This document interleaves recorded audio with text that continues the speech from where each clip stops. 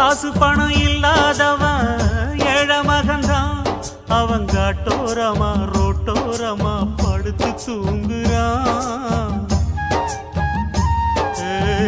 சொத்து சொகம் உள்ளவனோ செல்வ மகன்தான்.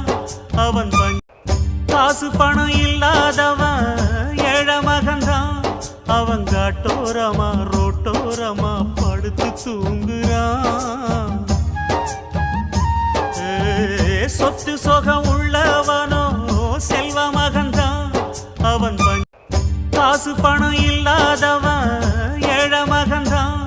அவன் காட்டோரமா ரோட்டோரமா படுத்து தூங்குறான். சொத்து சொகம் உள்ளவனோ செல்வ மகன்தான். அவன் காசு பணம் இல்லாதவன் ஏழை மகன்தான். அவன் காட்டோர